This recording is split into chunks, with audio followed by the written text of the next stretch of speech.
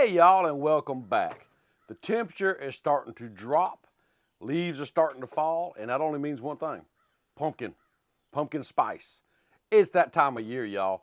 And today I'm gonna make some pumpkin pie, pumpkin spice French toast. Let me know in the comments down below what you would call this. Would it be pumpkin pie French toast or pumpkin spice French toast? Whatever you call it, it's gonna have pumpkin in it.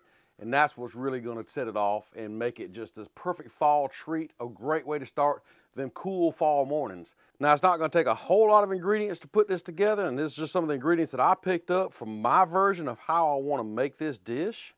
And it's really gonna come together fast. I mean, French toast, honestly, is not a hard dish, but there's so many different ways you can do French toast and really make it a unique and authentic and make it yours. Like I always say, make it yours. My recipe may not be exactly how you want to make it, and that's perfectly fine. That's the joy of cooking. You can change things up, make it your own.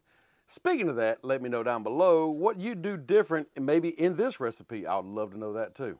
But can't cook on a cold griddle, so go on and fire that Blackstone up and get it heating up, because we got to have breakfast, y'all. We got to hurry up and make this thing because we got some hungry people around here, so let's get to cooking. But now that griddle's still heating up, and we're not quite ready to cook yet because, well, we ain't dipped the bread in the French toast mix yet. Let's make that up right now. Move some of the stuff here out of the way that we don't need right offhand. All right, to start off with, eggs. You gotta have eggs. Now, I just grabbed 5 eggs. I don't know if that's too many or if it's not enough. I don't know. But we're gonna use 5 in this recipe.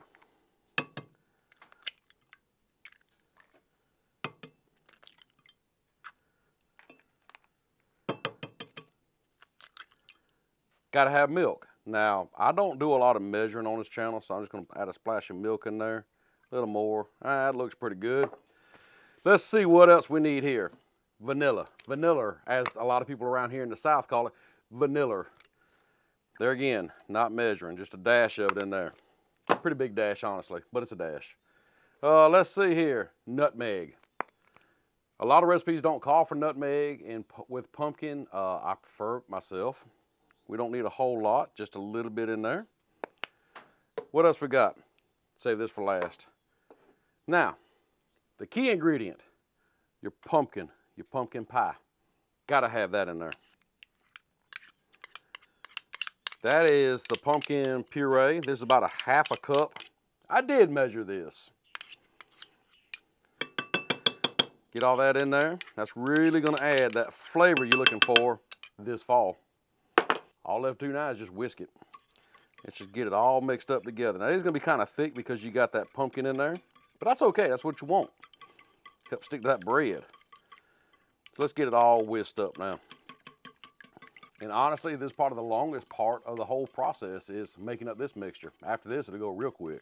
As you see, it does have like chunks and it's kind of thicky. Thicky? Is that a word, thicky?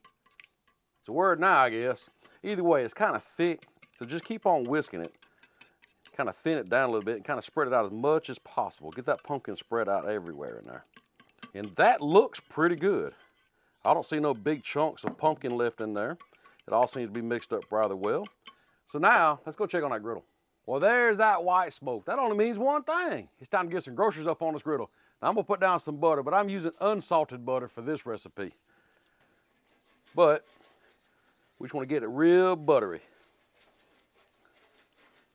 French toast loves butter. I think that ought to do it. What y'all think? Now we got to dip the bread in the pumpkin mixture and get it to cooking. Just be sure it's coated real good. Now, a lot of people might want to let this sit for a minute or two and let that pumpkin absorb in there. It don't really matter to me either way. Whatever y'all want to do. I do like to hold it over the griddle because a lot of times the egg will kind of string off and make a mess everywhere. To me, it's just easier to do this. One more piece. There we go. Now we're gonna let this cook for about a minute or two on this side and then we'll give them a flip. But I'm here to tell you right now, man, we just put these things on the griddle and man, that pumpkin is really smelling so good right now. Another little quick tip about cooking French toast of any kind, whether it be the pumpkin or just traditional French toast or whatever you may be cooking, is I got my griddle on low, and I do a lot of recipes. I cook lower because it's always easier for me to heat the griddle up. It is to cool it off if I get the cooking too hot. But just keep a check on it. Just keep a check on everything. Look under here. Once it's browned up like you like it, then you can flip it. That's not quite where I want it yet, so let it cook a little longer. Just checked them. I think I'm ready to flip. They're kind of where I want them to be. Oh yeah, nice golden brown on that. Looking good. Now we'll just give them a flip. And just let them go on this side for just a little bit. Till they get a good golden brown color on that side, then we'll take them up and we're gonna eat. Man, I am loving the color of this French toast. You can just tell that pumpkin is in there. And look how good it's toasted up on this side right here, y'all. Man, this is gonna be so good. All right, y'all, it's time to check these things, see if they're toasted up on the other side like I want them, and if they are, it's time to take them up, finish these things off, and try them out. Oh, yes, loving that. Looking great. Perfect. Let's get it plated up because we hungry.